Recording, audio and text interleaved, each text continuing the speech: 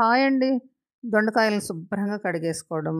ఎప్పుడూలాగా చిన్న చిన్న ముక్కల కూర కాకుండా పొడుగు ముక్కలుగా చేసుకోవడం. అవి పండినా పర్లేదండి. చాలా టేస్ట్‌గా ఉంటదనమాట. కాస్త దూర ముగ్గినా ఏం కాదు. ఇంకా వాటి కోసం దాని ఇంగ్రీడియెంట్స్ రెడీ చేసుకోవడం. జీలకర్ర, వెల్లుల్లిపాయ, మరి ఇంకా ఏంటంటే అందరూ కుమిన్ కుమిన్ అని చెప్తున్నారు గదా! జీలకర్రని. చాలామందికి అర్థం కాదేమోనని నేనైతే జీలకర్రనే చెప్తానండి.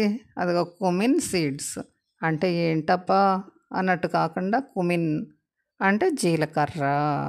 అయితే ఇంకొంచెం పట్టిద్దనమాట. ఇదేంటంటే గొడ్డుగారం కూర గదా! దీనికి వెల్లుల్లిపాయి మరి కాస్త పడాల్సిందే జీలకర్ర.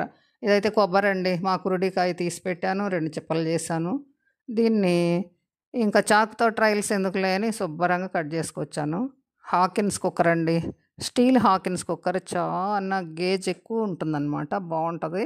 ఇది పొయ్యి మీద పెట్టినా, మీడియంలో పెట్టినా చాలా హీట్ ఎక్కుతదనమాట. చాలా పర్ఫెక్ట్‌గా అవుతది పని కూడా. అదండి Hawkins cooker. Hawkins steel cooker అది. ఓకే. చాలా బావుంటది కదా! హెల్త్‌కి మంచిదంటున్నారు గదా! ఇంకా పచ్చిపప్పు, మినపప్పు, ఆవాలు ఇవి ఆ నూనె కాగనిచ్చి అవి వేసేయడం.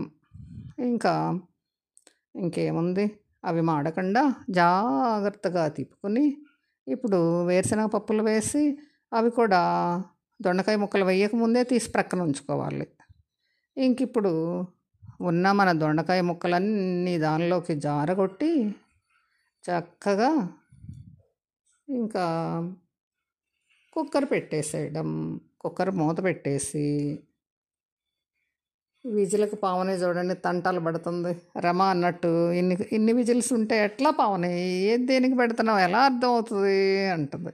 కరెక్టే. కరెక్టే రమా. చూడు చూడు నేనేం చేశానో. కళ్ళుతో చూడను నేను ఏ పనైనా. చేతులతో తడిమి చేస్తే ఇలాగే ఉంటది. అలా చేశాననమాట. ఎలాగో దీనికి ఒక్క విజిల్ గానీ, 2 విజిల్స్ కానీ రానిచ్చి ఆపేసేయండి. అంతే.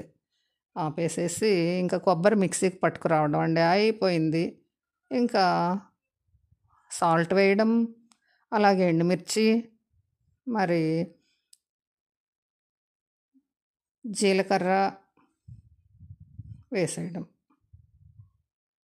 ఏసేయి మొత్తం ఏసేయి పావని. కొంచెమే ఏస్తావెందుకు?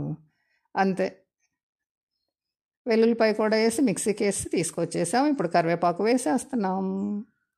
కరివేపాకు లేత కరివేపాకు ముందే వేస్తే తాటాకులాగా అవుతుందండి. అందుకనే ఇప్పుడు వేసుకోండి. చాలా బాగుంటుంది. ఇలా అయితే చాలా టేస్ట్ అనిపిస్తుంది అనమాట. ఇంకా పూర్తిగా అంటిగరాలి. పూర్తిగా అంటిగిరిన తర్వాతే కొబ్బరి కానీ, కారం కానీ ముందు కారం వేసి బాగా వేగిన తర్వాత అలా నూనె తేలేదాకా వేపుకొని అప్పుడు బాగా వేగిందా లేదా అని బాగా టెస్ట్ చేసి అప్పుడు కొబ్బరి వేయండి. కొబ్బరి వేస్తే బాగుంటుందండి. అదరహో అంటది. ఇంకా అంతే ఉంది. అయిపోయింది కూర. కాసిన మనం ఇందాక వేయించి పెట్టుకుని ఉన్న పప్పులు దాని మీద చల్లటం కూర అయిపోయింది. చూడండి మీరు కూడా ట్రై చేయండి ఫ్రెండ్స్ ఎలా ఉందో